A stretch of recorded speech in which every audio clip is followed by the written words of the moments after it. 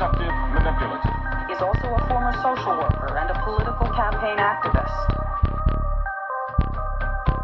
Some people in town say the base is run by aliens working with our federal government to conduct mind control and genetic experiments. I'm leaving. I'm glad. Thanks a lot, society, for railroading my ass. Hello, everyone. This is the Eerie Americas. This is one of your hosts, Vicky Ayala. And this is your second host, Kristi Hull. How you doing today? How are you, besides hot? Very, very hot, but very excited to get to the case. We're also dying because we had to turn our air conditioner off to record this in this heat wave. Doing stuff just for you guys, so we're going to jump right in. As promised in one of our early episodes, Kristi and I said we would let you know when we do something cool or when I actually leave the apartment. We went to go see Once Upon a Time in Hollywood. It's the last thing that we were doing together before Kristi's big move to Colorado. What we have to say is that there are a lot of things that the film did get right. I loved how accurate it was. Seeing the cars, the clothing, the music, just the overall look of it.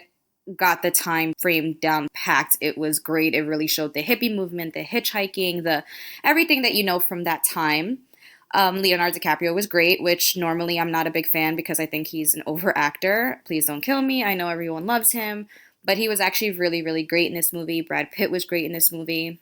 But the thing is that Sharon Tate's in it, and it's supposed to be about, well, I thought it was supposed to be about more like the Manson family and the murders, and it really wasn't anything about that. That's not what the movie was about. So I feel like it didn't touch enough on that. I would like to have just had it touched on a little bit more, being that you introduce these characters that are so famous in history for what happened to them.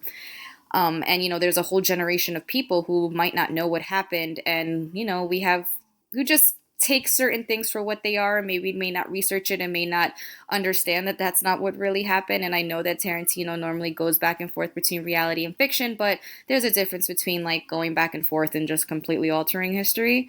Other than that, it was good for a movie that if you don't think about it as a Manson movie, I think the movie was good. When you're going in there expecting something about the Manson family, then that's when you have an issue with it. But it wasn't a bad movie. I didn't dislike it. I didn't hate it. I just, you know, I was just surprised that it wasn't what I thought it was going to be about. And it has a pretty awesome fight scene, which we all thoroughly enjoyed. You should definitely still go check it out. Just see if you agree with us or not. Let us know what you think. But yeah, that's basically what we thought about it. And let us know if you saw it and what you thought about it. This is going to be one of our more infamous cases for sure. We tend to stick to the smaller unknown cases just because that's our style a little bit more, but we can't pass this anniversary without acknowledging the man who really did kind of launch true crime in the worst kind of way, which would be Charles Manson. So the 50-year anniversary of Manson's followers committing a series of 9 murders at 4 locations between July and August 1969, which claimed the lives of 5 people, is quickly approaching. Between Quentin Tarantino's hit movie Once Upon a Time in Hollywood, listening to podcasts, and or growing up in the United States, even those who aren't fascinated by true crime or dark history still know a little something about this group that call themselves a family. What we don't hear of so often is how much impact this group of people have had and will always have on American history and culture. Sure, I'll give you a snapshot and a rundown of what and how it all went down, but let's be real here. Everyone can do that. The book Helter Skelter is a 600-page plus book if you really want to know every single detail. What I wanted to know about are the families. Not just Manson's twisted irony of the word, but the real families and the aftermath of that. Something many people forget are the ones that are directly touched and will forever be associated with one of the United States and possibly the world's most notorious crimes. So we're going to kind of talk about just like what happened after the murders. That's kind of what we're going to focus on more so than the actual murder. Charles Miles Maddox was born November 12, 1934 in Cincinnati, Ohio, to a single-parent home, which was his mother. His father is unknown. It does not surprise me because most evil men don't know their dad. Yeah, that's just it happens a lot. Really weird thing, but that's the real devil right there. His mother, Kathleen Maddox, was the personification of a mommy dearest. A lifelong rumor assumed to be true is that during his childhood, Kathleen sold him to a woman who wanted to have children at the pricey sum of a pitcher of beer. His uncle had to hunt down the woman so that he can get little Charles back. Gives you an example of what he had to kind of go through as a child. Sounds like a wonderful person. Yeah. Somehow, someone married that sack of crap, and Charles took his stepfather, William Manson's last name. According to the California Parole Board, Manson had a history of manipulation, controlling behavior, and mental illness, which included schizophrenia and paranoid delusional behavior. He was so bad that at age 12 in 1947, Manson was sent to Gabalt School for Boys in Terre Haute, Indiana, for stealing. He ran away from that institution and was sent to another in Indianapolis. He escaped from that school in Indianapolis 10 months later. Instead of returning to his mother, he rented a room and supported himself by burglaring stores at night. At 12 years old. Yep. He eventually was caught, and a sympathetic judge sent him to Boys Town, a juvenile facility in Omaha, Nebraska. After 4 days, he and a student named Blackie Nielsen stole a car and somehow obtained a gun. A whole 4 days, huh? Yep. Whole 4 days. And at this point, he might be like 13 or so. They used it to rob a grocery store and a casino as they made their way to the home of Nielsen's uncle in Peoria, Illinois. Nielsen's uncle was a professional thief, and when the boys arrived, he apparently took them on as like apprentices. Oh, decided to show them the way of crime. Manson was arrested 2 weeks later during a nighttime raid on a Peoria store. In the investigation that followed, he was linked to 2 earlier armed robberies. He was sent to Indiana Boys School, a strict reform school. He later claims that other students raped him with the encouragement of a staff member. Ooh, okay. Manson developed a self-technique he later called the, quote, insane game. When he was physically unable to defend himself, he would screech, grimace, and wave his arms to convince aggressors that he was insane. After a number of failed attempts, he escapes with 2 other boys in February 1951. After this, and over the next 20 years, he was in and out of reform schools and prisons for various crimes. Somehow, between crimes and prisons, he had been legally married twice. Oh, he found time for that. Somehow. First was to a then 15-year-old hospital waitress named Rosalie Jean Willis in 1955 when Manson was 20. They had a son named Charles Manson Jr. The marriage didn't last long thanks to Manson's unpredictable criminal behavior and stints in prison. But later he said his time with her was an absolute delight. The date of the divorce was never known. He was also married to another woman named Leona Ray Candy Stevens in California. Manson was indicted in 1960 for sex trafficking related charges after he bought Stevens and another woman to act as their pimp in New Mexico. So he pimped out his second wife. Oh, ew.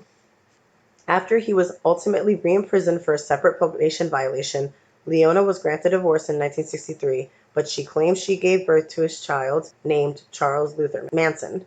So we've got like 3 Charles Mansons in the world at this point? Yeah, 3 with him, I guess. I'm not really factoring him in.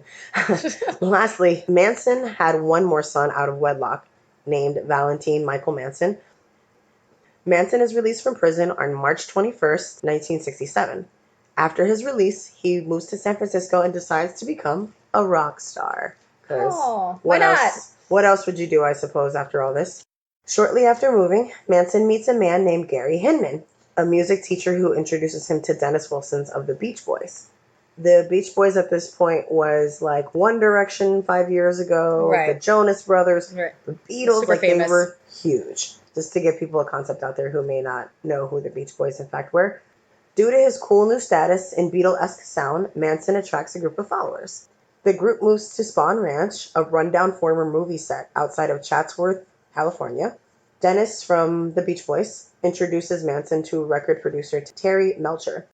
On May 18, 1969, Terry Melcher visited Spahn Ranch to hear Manson and the women sing.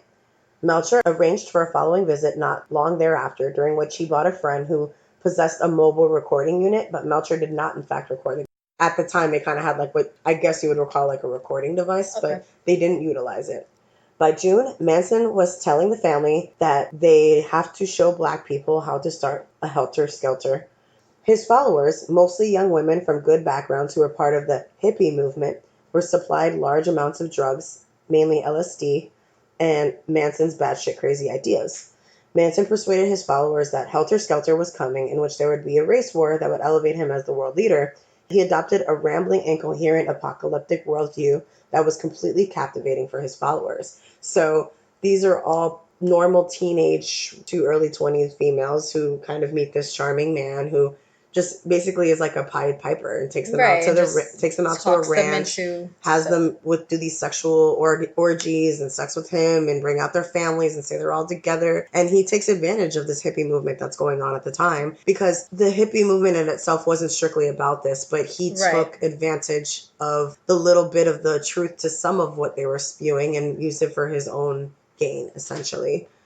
When Manson tasks Charles Tex Watson with finding the money, supposedly with the intention to help the family prepare for the war, Watson cheated a black drug dealer named Bernard Lots of Papa Crow out of money. Crow replied by threatening to wipe out everyone at Spawn Ranch. So he spurned them, and on July 1st, 1969, Manson countered that threat by shooting Crow at his Hollywood apartment. A lot of people forget that aspect. This kind of escalated what we know as the Tate LaBianca murders, but Manson was accountable for something else. So when people are like, he's not a murderer, I'm like, no, he was. Yeah, no, but he is. Manson now used this drug dealer's death as fuel to lead his followers into believing the war would begin, especially once the newspaper wrongly classified Crow as a member of the Black Panthers. Oh, okay.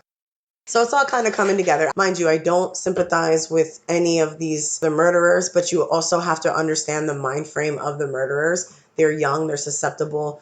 Manson isolates them and manipulates them into believing, hey, look, now the guy that problems with, he was a Black Panther, they're coming for us, it's over, that's it. Let's do this, let's go crazy because they're coming for us. Yeah, he's been a master manipulator since he was a little kid, and at this point he uses this as a way to be like, hey, everything I told you, it's true. You see? And like, that's what people like that too. Yep.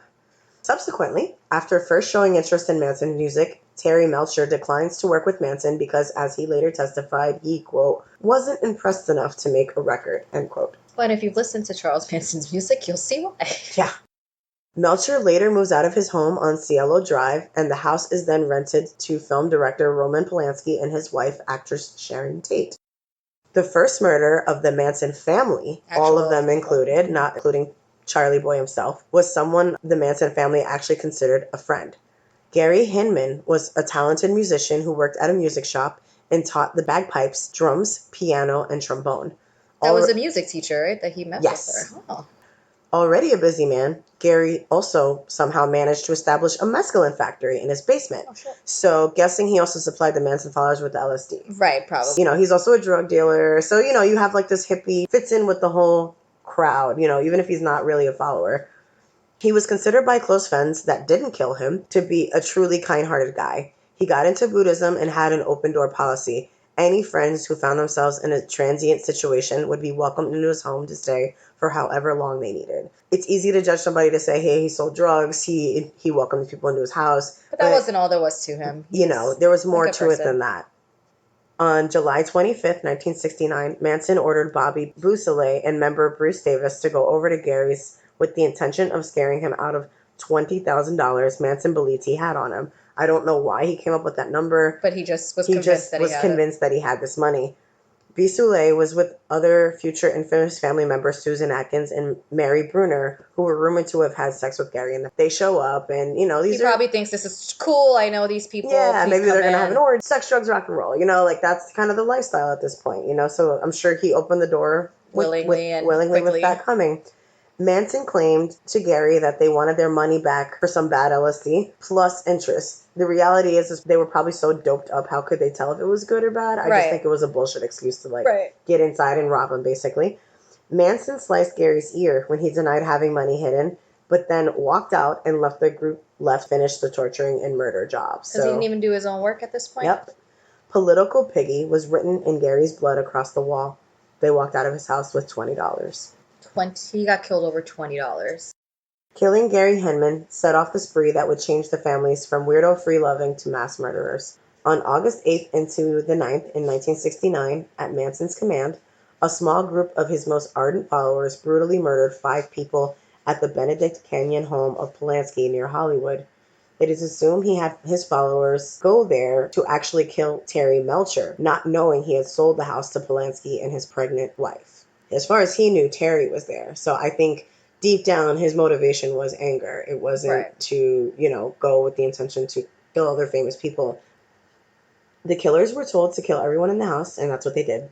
The victims of that night were Sharon Tate and friends that were just over there keeping her company, that included writer Wojciech Frejowski, coffee heiress Abigail Folger, and celebrity hairstylist Jay Sebring. At around midnight, 3 members of the family arrived at 10050 Yellow Drive and got out of a car while the fourth, Linda Kasabian, remained behind the wheel as a lookout. Once they cut the telephone line, Manson confidant Charles Tex Watson shot 18-year-old delivery boy Stephen Parent, who was unluckily out front in his car before slipping inside with Susan Atkins and Patricia Crenwell to finish everyone else. After rounding up Tate, Sebring, Frykowski, and Folger, the 3 of them engaged in the brutal act of hacking them to bits. Tate begged for the life of her unborn son, even stating that they could kill her once she delivered her baby. She was answered by Atkins, who chose to stab her 16 times. Afterwards, Tate's blood was used to write Pig, a reference to the Beatles' White Album track and Piggies on the front door. The next day into night, August 9th through the 10th, seeing the fear this caused in the public, he ordered another kill and said he was dissatisfied at the, quote, sloppiness of the previous night's murders. So Manson accompanied a group of followers on a search for victims. In the car are Tex Watson, Susan Atkins, Patricia Krenwinkel, Linda Kasabian, as well as Linda Van Houten and Steve Clem Grogan. After several hours, the group comes upon the house of supermarket executive Lino LaBianca and his wife, Rosemary. Random people that they just chose, unfortunately. Charles Manson and Tex Watson woke Lino up at gunpoint. Lino was reassured by the intruders that they would not be hurt. They were simply there to rob them. Manson removed a leather thong from his neck and had Tex use it to tie up Lino's hands. Manson went to the bedroom and returned to the living room with Rosemary. After collecting all the cash in the house, Manson had Tex bring Rosemary back to her bedroom. Tex returned to the living room with a pillowcase and put it over Lino's head and then gagged him with a lamp cord. Manson left when within minutes, Leslie Van Houten and Patricia Krenwinkel entered the residence and were instructed by Tex to go to Rosemary's bedroom and stab her. Tex began stabbing Lino with a bayonet. Lino screamed out, "Stop stabbing me." The stabbing did stop, but only briefly. Tex went into the bedroom to help the girls kill Rosemary. After Tex was finished, he or Patricia Krenwinkel carved the word war into Lino's stomach. Patricia then stabbed him several times and left a carving fork protruding from his stomach and a steak knife into his throat. The girls then wrote "Death to Pigs" in Rise on the wall and "Helter Skelter" on the refrigerator in Lino's blood. The following day, California was in a tailspin and police were stunned.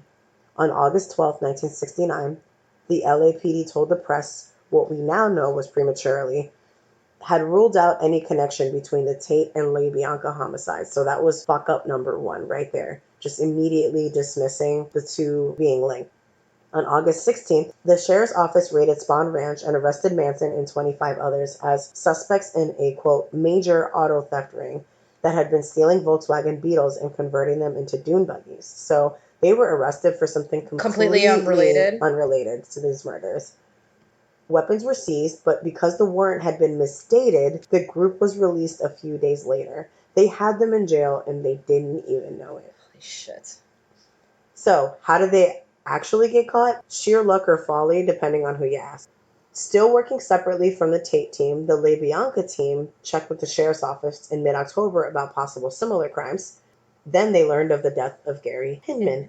They were also informed that the Hinman detectives had spoken to Bisolet's girlfriend, Kitty Lutzinger, as she had been arrested days earlier with other members of the Manson family. So she was a part of the 25 that were arrested for the auto theft. So I guess she started to sing. Following up leads, a month after they had spoken to Lutzinger, LaBianca detectives found a motorcycle gang Manson tried to recruit as bodyguards while the family was at Spawn Ranch, and their information hinted that they were involved in the murders. While in jail, Susan Atkins became friendly with 2 middle-aged criminals, Virginia Graham and Veronica Ronnie Howard. She got comfortable enough with them that she decided to confess her contribution to the Tate LaBianca murders. She even told the women that she stabbed Sharon and tasted her blood. Because, you trust the people you're locked up with. Yeah. With all of the information on your crimes that you haven't been charged with yet. Yes, because criminals are already so trustworthy. Also coming forward was a former cellmate of Susan Atkins as well. Shelley Nadell led the break in the up to then unsolved murder case. Nadell said that basically in her written confession letters to her cellie that she held the actress who was pleading for the life of her unborn child while Charles Tex Watson killed her. The legal sources said the girl went beyond this in her letters to Miss Nadell, admitting stabbing the actress to death. She even put a truly sadistic line in the confession: "When I plunged the knife into her, it made me have an orgasm." In October of 1969, Manson and his followers are arrested at another remote location called Barker Ranch on suspicion of auto theft, and by November 6, 1969, Manson family member Atkins, already charged in the murder of Hinman, tells inmate Virginia Castro that she killed Tate, quote, because she wanted to do a crime that would shock the world, that the world would have to stand up and take notice. So she's still talking. She's just Just saying talking. to every single Okay. human being with ears. November 12th, 1969, the LA Sheriff's detectives interview Al Springer, motorcycle gang member who had some association with Manson. Springer tells cops that Manson told him about the killings days after the Tate murders. From here on out, basically everyone gets arrested, and on June 16, 1970, the trials for Manson, Atkins, Krenwinkel, Van Houten all begin, and on March 29, 1971, they all receive the death penalty. But a year later, they all turn to life imprisonment because California abolished the death penalty in 1972. So, what became of these criminals and cult members who shocked the world within their bloody massacre? What about the rest of the family who wasn't involved, even on both sides? I try to think about this time in America. Many felt Vietnam was an unjust war going on, and this had many people questioning authority and even reality. The feminist movement that we are still fighting, still with all the political strife that's still happening at this time too. Yet somehow it was still a time of innocence where even people in LA didn't lock their doors. Kids played in the streets, and man was still beaming over landing on the moon. Many people believe that the Manson family not only, quote, took away the summer of love, but they also took away America's innocence. So what happened to this killer family? Let's start with Linda Kasabian, the getaway driver. Linda Kasabian was born on June 21st, 1949 in Biddeford, Maine. Kasabian moved to LA in 1968, and through Catherine Gypsy Scher, she met Charlie Manson on the 4th of July of 1969. So this is a month or so before the murders. She moved to the Spawn Ranch with Manson and his followers, where she proceeded to fall under his spell and was one of Manson's many lovers. It is believed the sole reason Manson even asked Kasabian to accompany the others was because she was the only member with a valid driver's license. Oh, God. So she's only been there a little over a month, and she thinks she's like falling in love, and she's in this great community. And they're like, well, you have a driver's license. And you have a driver's license, here, come with us. Manson sent Kasabian with Charles Watson and the two other women to 10050 Cielo Drive and told them to kill everyone there. Watson told Kasabian to stay outside the residence, and she listened to the murders occurring within, watching in horror as Frykowski died at her feet on the front lawn. Kasabian ran to her car and started it, but she was then afraid to drive away, fearing for her baby back in the Spawn Ranch. The next day, Linda rode to the house of Lino and Rosemary LaBianca and waited in the car while Manson and the others went inside. When Manson came out, telling his followers that the couple was tied up, he sent the three family members to kill them, driving away with Kasabian in the car. 2 days later, Kasabian fled from the family. So she took off. I think she was meant for this. When the family was arrested, police found Linda to be useful. In exchange for her testimony, Kasabian was granted immunity from prosecution. Vincent Bugliosi, the Manson prosecutor who later wrote Helter Skelter, said, quote, "She never asked for immunity from prosecution, but we gave it. She stood in the witness box for 17 or 18 days and never broke down, despite the incredible pressure she was under. I doubt we would have convicted Manson without her." Bugliosi went on to say that Linda was not like the other killers she was with that night and is, quote, "cut from a different cloth." Now 69, Linda has kept a low profile and lives under an assumed name in an undisclosed location, according to The Guardian. The newspaper reported that she has granted several interviews, but always does them in disguise in order to protect her identity. I understand that. In 2009, she agreed to participate in Nick Goodwin's television documentary Manson, where she revealed she was living in a trailer with her friends and neighbors who have no idea about her past involvement with the Manson fams. The Guardian reported that she claimed in the documentary that she felt extreme guilt for her role in the crimes. "I could never accept the fact that I was not punished for my involvement. I feel now what I felt then, always and forever, that it was a waste of life that had no reason, no rhyme." Linda told Larry King in 2009 that she thought about the murders every day and that she didn't receive psychological help after the trial. Quote, "I have been on a mission of healing and rehabilitation, and I went through a lot of drugs and alcohol and self-destruction and probably could have used some psychological counseling and help 40 years ago, but never received it. King then asks what she's been doing since. She says, quote, trying to live a normal life, which has been really hard to do. I did raise 4 children, she said. Next Manson family update is Patricia Krenwinkel, who took part in the murders of the LaBiancas and was part of the crew that broke into the rented home of Sharon Tate. Krenwinkel also chased down coffee heiress Abigail Folger and stabbed her so much cops thought her white nightgown was red. Patricia Krenwinkel was born December 3rd, 1947, to a homemaker and an insurance salesman, but Krenwinkel grew up so insecure it was paralyzing at times. At school, she was bullied for being overweight and had an embarrassing endocrine condition that caused her to grow excess hair out on her arms. Oh, yeah. So she was bullied growing up. Although her family would claim to have a perfectly, quote, normal childhood for her, according to Patricia at a parole hearing in 2011, she described her parents' divorce and how her older stepsister introduced her to alcohol and drugs. Following the divorce, Krenwinkel's mother moved to Alabama, and Patricia, just 17 and still in high school, chose to stay in California with her father and stepsister. Krenwinkel ultimately followed her mother to Alabama to go to University at Spring Hill, a Jesuit school. She even considered becoming a nun. Oh, did she really? So this just goes to show you the different backgrounds of all these different women, and like the people that were manipulated by this one man. In the end, Patricia only lasted 1 semester before moving to LA, where she moved in with her stepsister, who was at the time a heroin addict. While living with her sister in Manhattan Beach, Patricia met Charles Manson. Manson later described Krenwinkel, whom he referred to as Pat, as not a prize winner for beauty, but she had smarts. At one time, she had been pretty deep into the Bible. It was easy to see she didn't believe in herself as much as she wanted others to believe, end quote.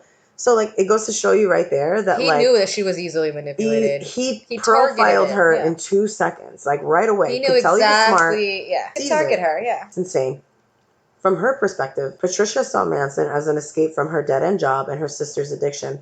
At her 2011 parole hearing, she acknowledged this, saying, quote, this seemed like a way out. He seemed like the answer. He seemed like my salvation at the time. Manson corroborated the story and recalled how after 5 hours of conversation, sex, and complete fulfillment, Patricia put her head on his lap and cried. She said, Charlie, you've given me a new world. Anything you do has to be right. Take me with you wherever you go. So just after not even half a day, this guy had her on this. He had her on the hook right away. So Manson took her in. Together, they lived in a van with 2 other women. In Patricia's recollection, the group eventually grew to 50 people. So she was one of the first Manson groupies. She's one of the first. They routinely used LSD and marijuana, and she became yet another puppet for Manson to control, stating, I wanted this man's love. Anytime I saw something I normally would be against, any of my values I held, I began to justify it, rationalize it. The more I did that, the more I lost any values I held. During her time behind bars, she has been described as a model prisoner and has expressed remorse for her actions. What I am today is not what I was at 19, Patricia stated in 2014 on the documentary My Life After Manson, her first on-camera appearance since 1994. She's kind of shown some change here and there, and that was Patricia Krenwinkel's side of the story. Next member was what some people said was Manson's right-hand man, Charles Tex Watson. Charles Denton Watson Jr. was born on December 2nd, 1945 in Dallas, Texas. He grew up in a Methodist home with the belief in the old, to achieve the American dream, you must work hard, get an education, lead a moral life. Grew up in a very normal American town type of thing. Watson was an honor roll student and a church youth group leader. Watson went to college, began to party a little too much, and moved out to Cali to try to finish school at Cal State Los Angeles with the idea of finishing his degrees. He went out there to regular college student. He was like, I'm partying a little hard. Let me move. Let me go focus somewhere else. But he dropped out after less than a semester to enjoy life in the fast lane. So it didn't work. Too immature, sidetracked. Right. I guess when you grow up in because I didn't grow up in a very normal Americanized home where go to church, we didn't really grow up in that kind of regiment during your college years. Everyone kind of does it, but some people kind of take it to the extreme when you get that first taste of freedom, So I think Tex took it and ran. Took it a little too far. One night, Watson was driving and picked up a hitchhiker who ended up being none other than Dennis Wilson, the member of the Beach Boys. So he just happened to pick up Dennis Wilson on the side of the road. And why was Dennis Wilson hitchhiking? Because hitchhiking was not a big deal in this time. True. In the 60s, everybody did it. Everybody did it. No joke. People said they met Jim Morrison hitchhiking. Very normal thing to do at this time. It sounds weird these days because, like, why didn't you Lyft or Uber? Like, how you just get in a car with someone you don't know? It happened all the time. It still happens. It's just crazy that you would hitchhike and just happen to meet a beach boy. Yep. He was then invited into Wilson's lavish home and was introduced to Manson and a few other family members. So I guess Charlie was just hanging out there and happened to be there because he was like, Dennis probably said, hey, give me a ride. Thanks. You want to come in and check it out? And who wouldn't want to go see the you Beach pick up Boys' a beach home? boy. I want to go inside his house. I mean, I would go on that adventure any day. He looked up, Watson later recalled, and the first thing I felt was a sort of gentleness, an embracing kind of acceptance and love. Then they all got high, and Watson was hooked. But not on drugs, at least not on first. It was the sense of community that drew him in. Right. Watson moved in with Manson and his followers at Spawn Ranch less than a year before everything kind of went crazy. Watson described the events leading up to the murders in an interview. After 2 weeks of taking these drugs and becoming just void of conscience, Manson said, hey, I want you to go out and kill all these people, to go up to this place and kill everyone who is there. He gave us the orders, the directions. He told the girls to write something witchy on the walls. Here I was, a naive Texas boy without a conscience, thinking that the world was going to come to an end tomorrow. After the murders, Tex Watson fled to Texas on October 2nd, 1969, nearly 2 months after the murders. But on November 30th, 69, Watson was apprehended there. His lawyers fought extradition to California for 9 months, but they failed. Watson became a born-again Christian in prison and an ordained minister. No shit. Yep. He also wrote a book called Will You Die For Me in 1978, which tells his story in his words. Watson tried to explain why he chose to play a role in the slaughter. Quote, growing up a passive person, not communicating my desires, I entered college to please my parents. I looked up to older college men as father figures while fearing failure and angry. The crimes ended up bringing my parents to their knees, causing devastation, hurt, humiliation, and much embarrassment. My siblings were left to hold them up from all the emotional pain, which I so deeply regret.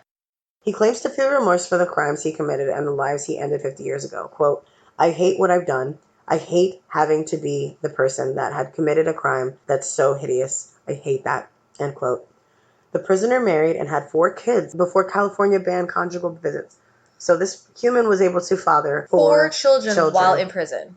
He got divorced in 2003 and, like I said, is now a preacher behind bars and even has a website called Abounding Love Ministries, an outreach ministry founded by former Manson family member Charles Tex Watson. Literally, it says, but it says Abounding Love Ministries, and then like in the subtext it says an outreach ministry formed by. So, if you're so changed, why would you affiliate your name with this person over and over again? Right. So it's like if you feel so bad and you're so remorseful, and why are you writing the name? And this really bothers me. Like one of the things that really bothers me about religion is when people try to hide behind it. Right. You know, and that sounds like something that's hiding behind religion. Like you can't say you're a changed person and use God and still use Manson's name in the same breath. It's a complete contradiction. And either you're remorseful or you're not. Yeah.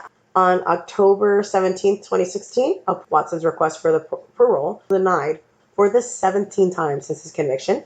He will be eligible for reconsideration in 5 years. Watson, now 73 years old, remains in prison in San Diego County, just north of Mexico. That's that. Next one is Susan Denise Atkins is the next update for the family, and she was involved as much as Tex. Susan Denise Atkins was born on May 7, 1948 in San Gabriel, California, the second of 3 kids born to alcoholic parents. She was raised in Northern California. Her mother died when Atkins was 15 and her father abandoned the family. After she dropped out of high school to try to support herself, Atkins moved herself to San Francisco. In early 1967, while staying with friends, Susan met Charlie Manson, and by summer, she was on a road trip with Manson and his group. Susan settled with the Manson family at their Southern California ranch, where she even gave birth to a son. I still don't know if that's Manson's son or not. Like, they've never disclosed it. I looked everywhere. By July 1969, Atkins was a trusted member of Manson's Twisted Inner Circle, and he even took her and 2 others with him to shake down a man named Gary Hinman for money. After this, she was at all crime scenes, except she didn't go to the Le Bianca house, but was instead sent to Kasabian and Steve Grogan to the home of actor Salinda Nader. The group failed to get Nader because Kasabian inadvertently knocked on the wrong apartment door. So they actually the night that they were killing the Lady Biancas, were planning on committing committing another crime somewhere else. So the only reason she wasn't at that crime was scene because she was at another she was, potential one. yes, trying to start another crime. So it goes to show you how deep this girl was in. At trial, her words and testimony about the Tate murders were cold, saying to Sharon, "Look, bitch, I don't care a thing about you. You're gonna die, and there's nothing you can do about it." To cause further suffering, they held off killing Tate until all the others were dead, and then stabbed her repeatedly while she called out for her mother. And just as a side note as well, I forgot to put this, but I remember reading it and it was disgusting me. After they killed Sharon, they were debating whether they should pull the baby out because they knew that the baby was still alive. And the autopsy reported that the baby actually died of asphyxiation. And when a child dies in its mother's womb, it takes 20 minutes. The baby was alive. So they had a chance to save the baby. They had the chance to save the baby. But they just let it die Because instead. they didn't give a shit. Just throwing that out there, just so you guys... Just in case you didn't think they were evil enough, they were. Yeah. The first several years Susan was in prison, she stayed loyal to Manson, but felt tested by other family members for being a, quote, snitch. In 1974, Susan reached out to former member Bruce Davis, who had turned his life over to Christ. Oh, another one. Atkins, who said Christ had come to her in her cell and forgiven her, then became a born-again Christian. Of course she did. Mm-hmm. In 1977, she and author Bob Schlosser wrote her autobiography called Child of Satan, Child of God. In 1991, she recanted her testimony, stating she was present during the Henson and Tate murders but did not participate. Oh, so you just stood there and watched it all happen. It was said that during her parole hearing, she showed neither remorse nor a willingness to accept responsibility for her parts in the crimes. So despite being this changed Christian human, child of God, she won't admit her crimes. She recants the story she later tells. Like, even if you did lie originally, you have to stick to that lie now because you are in this. And it's just insane that, like, they're just allowed, like, they commit these heinous crimes, they're in jail for them, and they're just allowed to write these books and do these interviews and capitalize on the evil that they gave out to the world, and it's disgusting. Well, this makes you feel better. She was turned down for parole 10 times. Good. In 2003, she sued Governor Gray Davis, contending his policy opposing parole for nearly all murderers has made her a political prisoner. Well, you're a fucking murderer. What do you mean? Don't worry, her petition was denied. On September 25th, 2009, Susan Atkins died of brain cancer behind prison walls. Her death came 23 days after the parole turned down her request for a compassionate release from prison so she could die at home, making her the longest-serving female inmate in the state of California at the time of her death. Yeah, I don't feel bad. Speaking of Bruce Davis, he's the next person I will bring up. He was only present during the Gary Hinman murders, even though Bobby Beausoleil technically did the killing. Aside from his presence on the Hinman murder, in late August, Davis participated in the murder of spa ranch hand Donald Shorty Shea. So they actually murdered somebody else that was kind of a helper around. So they've murdered a ton of people. It's not just the Tate and Lady Biancas. Right. Davis was also present when, on November 5th, 1969, John Philip Holt, a.k.a. Zero, as they called him, allegedly killed himself playing Russian roulette with the family. So this guy just happens to be at all these crazy murders. Where all these crazy things happen, but doesn't do a thing. Yep. At some point during these events, Davis went into hiding, ultimately turning himself in on December 2nd, 1970. In 1972, Davis was convicted in LA County for 2 counts of first-degree murder for the killings of Hinman and Shea, conspiracy to commit murder, and robbery, and he was sentenced to life imprisonment. He, like Watson, became a preacher in the prison chapel. So shocked. And has kept a clean disciplinary record since 1980. He was suitable for parole in 2010, 2012, 2014, 2015, and 2017, but each time, the sitting governor ordered a review or reversed the decision. Bobby Beausoleil, nicknamed Cupid because of his good looks, is now 70 and serving a life sentence for stabbing Gary Hinman, the first of his victims. A California board last denied him, making it 18. What's crazy is, January 29, he was actually granted parole. Was he? He was a model prisoner, according to his attorneys. What year? 2019. So this year, January. But a cousin of Gary had expressed anger towards this, and on April 26, 2019, the governor of California reversed the parole's decision. Good. Your own fucking family doesn't want you out. But there is somebody who was involved, and he's the only one that has ever been released from the Manson family. Huh. The only Manson family member to be paroled has been Steve Clem Krogan, who helped murder Gary Hinman. Steve is kind of a little more complicated. He was a musician and artist. He dropped out of high school, was involved in a couple of crimes. His parents were frustrated with him, and they decided to drop him off in Spahn Ranch. So it's not like he met them and had the whole falling in love or the I feel drawn to these people experiences. His parents just dropped him off. Yeah, they basically just like dropped him off there, and he was taken like to odd jobs around the ranch. So the guy that I mentioned, the ranch hand Donald Shea that they killed, he kind of took him under his wing and kind of helped him with the odd jobs. So he wasn't like immediately part of like the family. Yes, they called him dumb, and even the words that have been thrown around was, I hate this word, retarded. Oh, okay. But like, so something was off with him. There was definitely something wrong with him. It's not like he did anything of his own free will, and yeah, his parents were just like frustrated, didn't know. He probably had ADD or ADHD or just something that they couldn't handle, some kind of autism or something. And like, at the time they didn't know what to do. He actually was there long before the Spawn Ranch was taken over by the Manson family. So the Manson family came to him. So he really didn't do anything to join them, per se. He was just there and gotcha. Exactly. So that is complicated.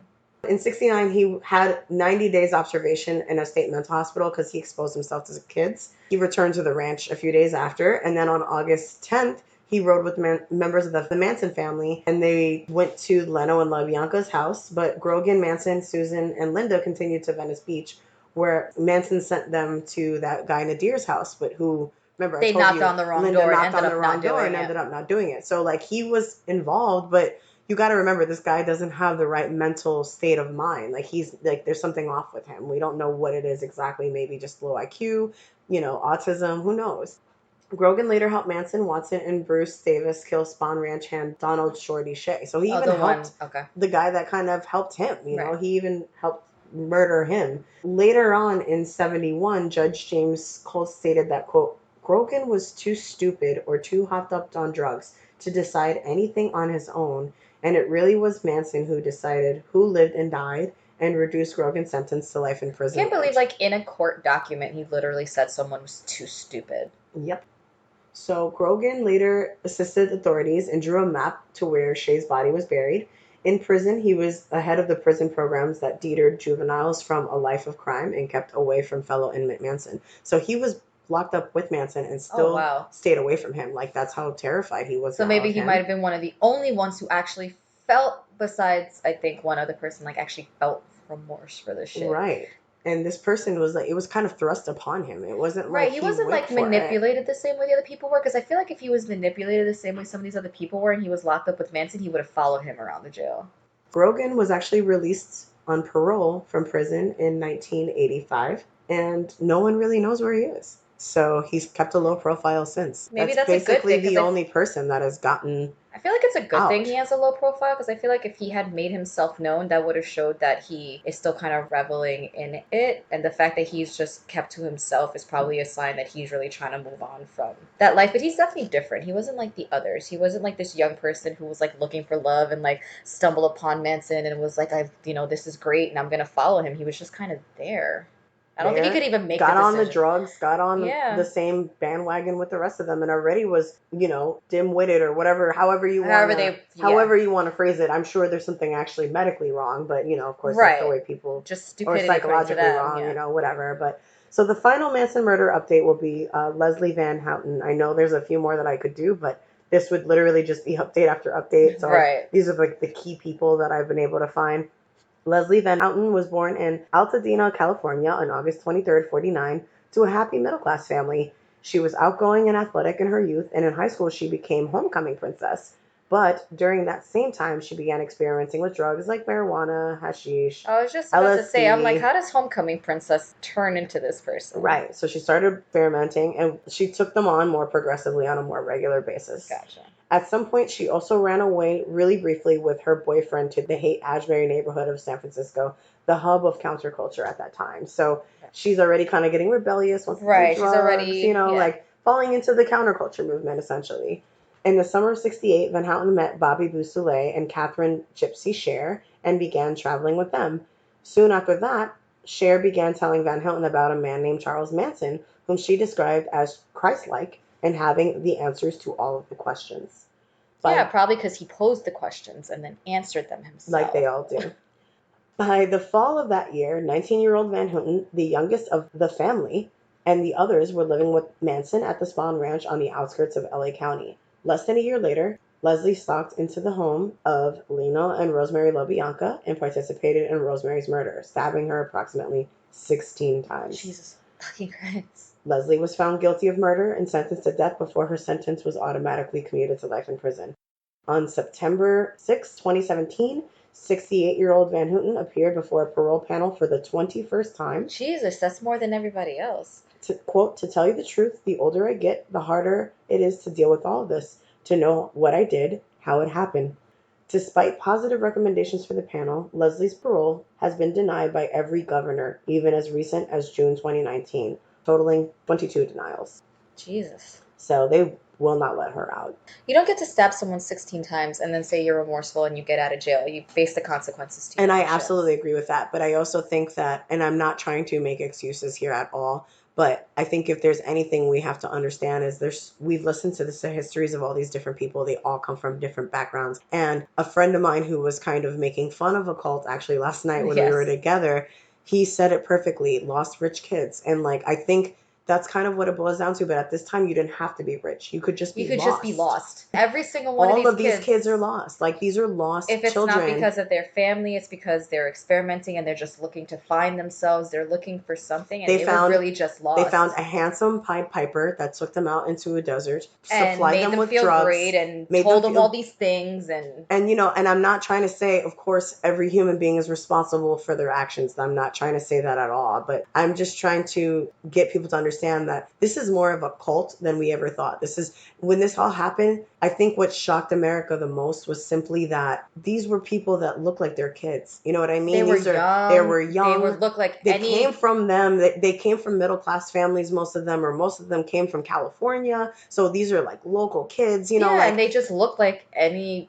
kid that you hang out with, your kids hang out with, you watch grow up, or on your block or in your neighborhood. And they committed these heinous crimes because someone else told them to. And I think that's what it was. But if you look at it, they all have, like you said, they were all lost. They were all young. And I feel like, I don't want to say that you don't know the difference between right and wrong, because obviously you do by the age of like 19 and 20. But there's something to be said about how easy it is to manipulate someone at 19 and 20. I don't know if I would have been easily manipulated, but I know I was definitely a lot more naive and a lot more susceptible to certain things when I was 19 than I am now. And you also have to factor in, like I said, you have to think about the political climate. You have to think about the feminist movement. You have to think about all these other things. And he's making all of these things sound like he's exactly, answering because that's them. what a manipulative person does. They feed off of certain things. He's taking advantage of the current culture that had no real history, and he tried to create a history with that in a negative way. And that's what a lot of these people do. They take the opportunity to sit there and manipulate the situation. He says it himself, because even when he was describing one of them, he described exactly why she was so easy to manipulate. They know exactly what people to target. They know why.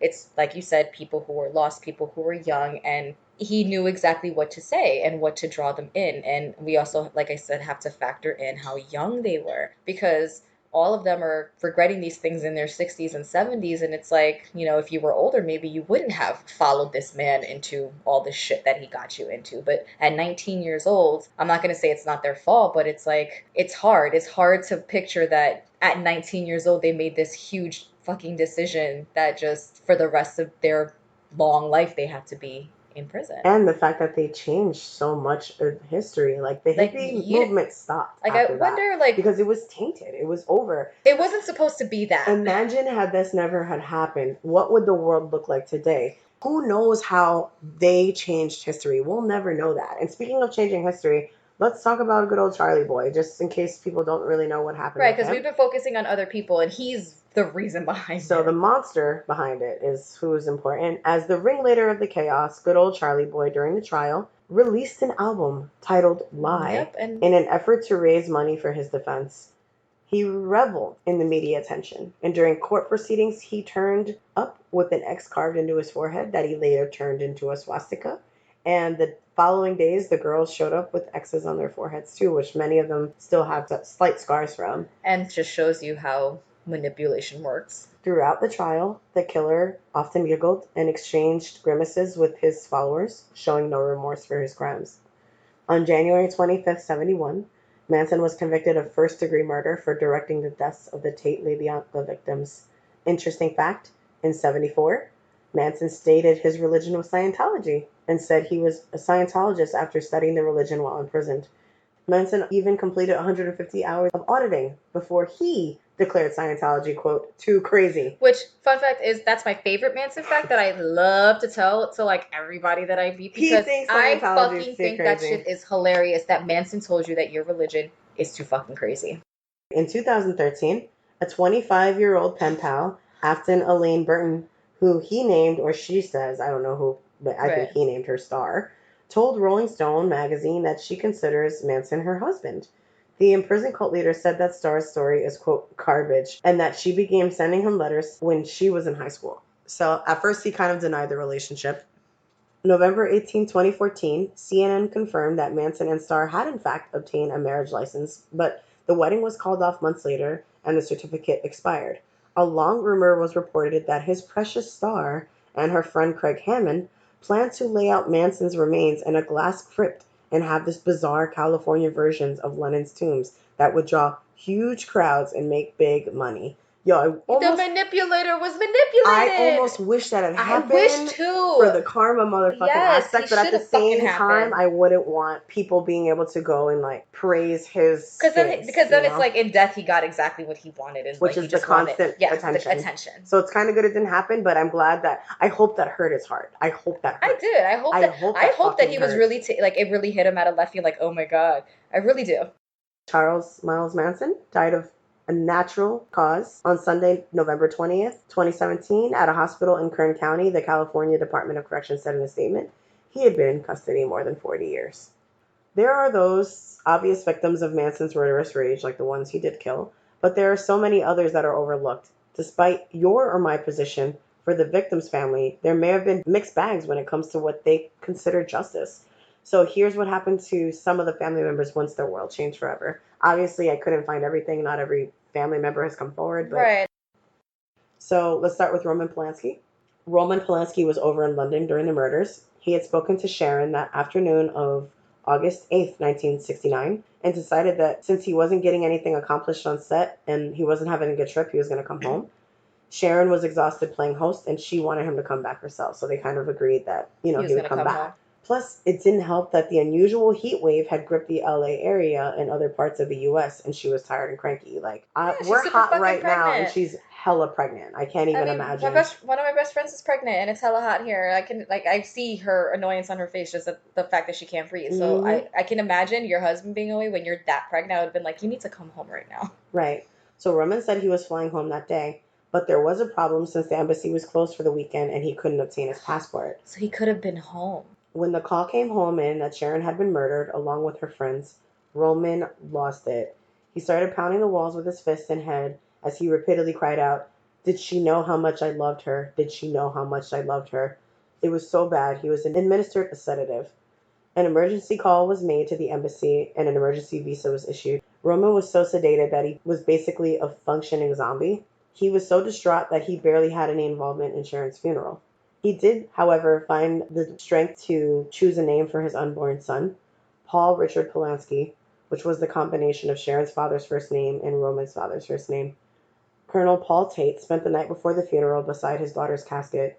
He had them open the casket so he could have one last look at his daughter, laid in her favorite Puccini dress Roman had picked out, and his grandson, who was swaddled and tucked under his mother's arms. He closed the lid and said goodbye.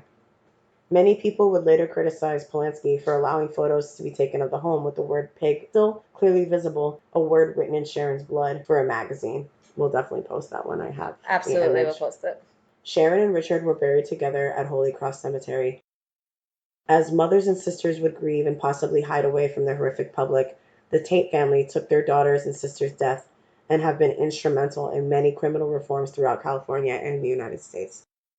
Doris Tate, Sharon's mother, battled depression and was withdrawn and unable to discuss her daughter's death for more than a decade after the murders. But in 1982, when she was told that Leslie Van Houten had gotten 900 signatures supporting her quest to achieve parole, Doris mounted a public campaign against Van Houten, winning the support of the National Enquirer, which printed coupons in its magazines for people to sign and send to Doris as proof that people did not want her out of jail. Doris demonstrated that a considerable number of people opposed Van Houten's parole, which was denied after that. Good. Doris then appeared on a number of television talk shows discussing her opinion of the correctional system and the impact of her daughter's murder had had on her family. She joined the LA chapter of Parents of Murdered Children organization and assumed the role of counselor. She later became an active member of the Victim Offender Reconciliation and Justice for Homicides Victims groups. She founded COVER, the Coalition of Victims' Equal Rights, and served on the California State Advisory Committee of Correctional Services as a victim's representative. She was part of a group that worked on Proposition 8, the Victims' Right Bill, which passed in 1982. It allows the presentation of victim impact statements during the sentencings of violent attackers. And that's something that is so big now that happens everywhere in every trial, and it's because of her. Doris Tate. Yep. She also fought for victims' rights in instituting the current no conjugal visits for prisoners with life sentences on death row. And that was specifically geared towards Tex Watson, who fathered 4 fucking kids. The one who administered half the stab wounds to her daughter was able to still have 4 She children. couldn't have her own baby because you killed her, and then you get killed to her fucking father grandchild 4 kids and you in fathered prison. 4 No. children. Doris Tate died from brain cancer in July of 1992. Doris's work was taken over by her younger daughters, Deborah and Patty. The Torres State Crime Victims Bureau, a nonprofit organization with the aim of monitoring criminal legislation and raising public awareness, began in Sacramento, California in July 1993. In 1995, the Doris Tate Crime Victims Foundation was established with the aim of assist victims and their families. Patty began to represent the Tate family at parole hearings. In 1997, Deborah Tate attended the parole hearing of Patricia Kremwinkle, and since then has attended the parole hearings of every member of the family currently in prison for the Tate LaBianca murders. However, in 2000, Patricia died. Sad. That's crazy, and that's a really strong person to sit there and look those people in the face multiple times. Her sister Deborah actively campaigns against the release of any Manson family convicted of these murders. Colonel Paul Tate died in a Virginia nursing home in 2005, and he decided not to be buried alongside his girls, as per his wish not to bring any more attention to the murders. That's insane. You just sacrificed your final resting place to do that. Not much can be found about the LaBianca's family, as they have stayed very private in the public world. I did, however, find one odd fact. Weirdly enough, Rosemary LaBianca's daughter supports Watson's ministry, Abounding Love, though Watson has been accused of using that money for his ministry for personal purposes. I'm not shocked at all. I don't understand the justification, but each his own, I guess.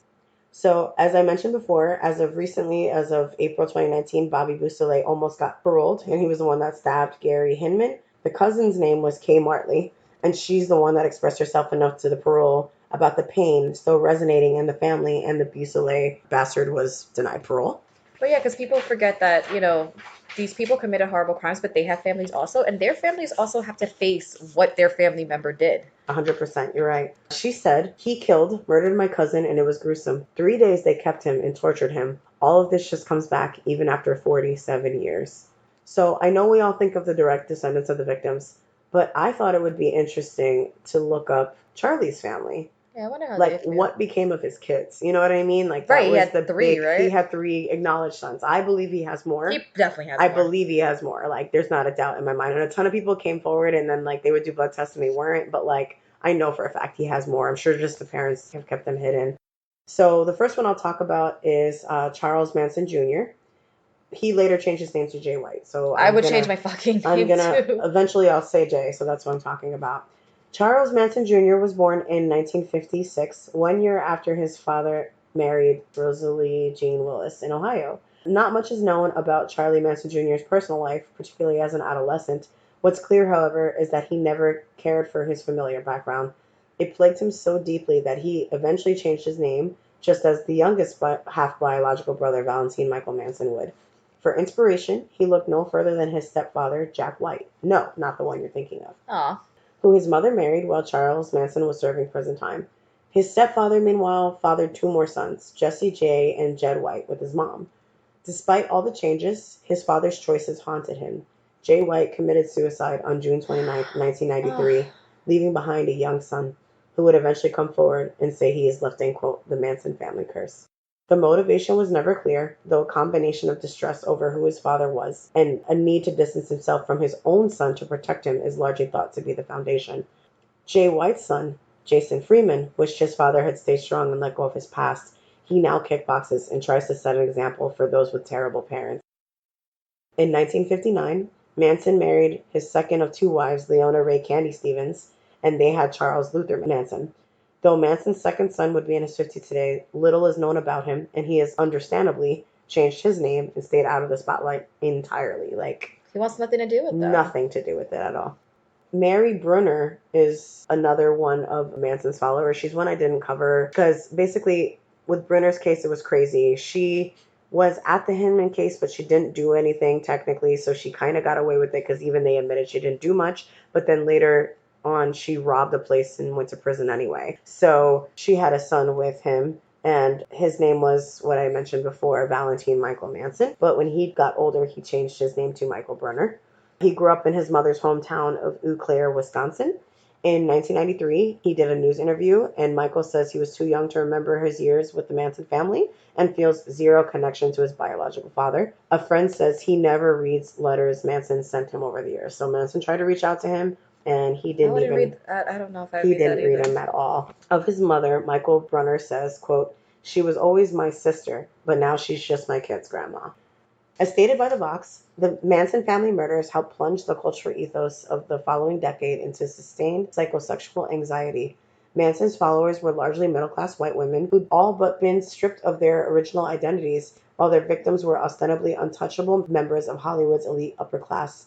Manson managed to infiltrate both the heart of Hollywood and the heart of middle-class America. The murders and Manson upended ideas of safety, security, and innocence. LA attorney Vincent Bugliosi, who prosecuted the Manson murders and co-wrote the celebrated book about them, 1974's Helter Skelter, spoke of Manson in mythic terms. Quote, "The name Manson has become a metaphor for evil, and there's a side of human nature that's fascinated by pure, unalloyed evil." I feel bad for the son that committed suicide just because, Manson got to fucking live until he died of natural causes, regardless of whether or not he was in jail. And your son, who had nothing to do with anything, and he was an innocent person, was so Lived with that plagued guilt. with your shit that Mhm. he fucking killed himself. That's the thing that I don't think people think about. You say like, oh, what bastards, I hope they rot in prison. But those people had children. Those people exposed their kids Right, to this just- lifestyle. And they're as innocent as anybody else. Just because your name is tacked on to somebody horrible. All of our families do terrible things. Maybe not this horrendous. Right. I'm sure that I could never But it doesn't comprehend mean that. everybody in the family is a terrible person. Absolutely. And people feel like people forget the victims of the people who perpetrate the crimes because, again, maybe they had a bad childhood, maybe their parents sucked, but there's other innocent people who have to deal with the weight of what they did. And it reminds me of this movie that I watched once called, I think it's called We Need to Do Something About Kevin. But I saw that one. Right, and it's about the family of a school shooter and what they go through. Mhm. And it's just like people forget that their families have to go through stuff too. It doesn't, just because someone committed something doesn't mean that their family automatically are like these terrible, horrible, evil people. His parents weren't evil. And it shows and I remember after watching that movie, I kind of changed my perspective on things because I'm like, you know what?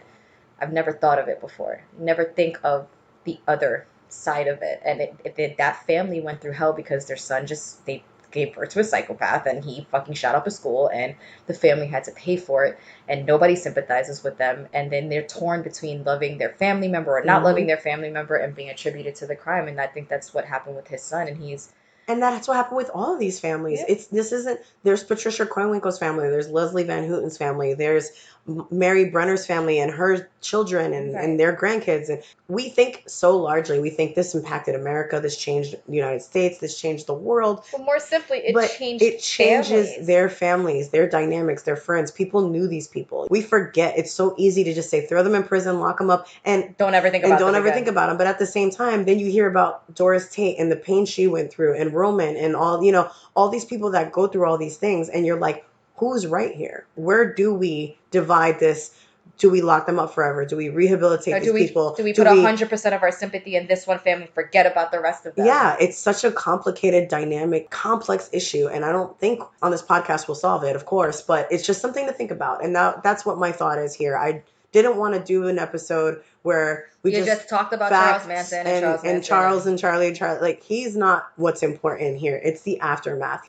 I think what happens with a lot of these cases is, of course, because we focus on the details and we give the details, it's not glorifying, but it's, we talk about things that nobody thinks about. And I'm glad that you focused on the victims and what they went through afterwards, because I had no idea that it was Doris Tate who is the reason we have impact statements at sentencing hearings. I would have never known that. Thanks, dude. That's awesome. And also a fun fact for all of you people out there, you have a new true crime fact that you can tell all of your friends at a party and make them feel awkward. Or your Scientologist friend. Please tell them that. Vicky's got a really good Who Does That, I'm sure, because she always finds the best ones. So let's do this.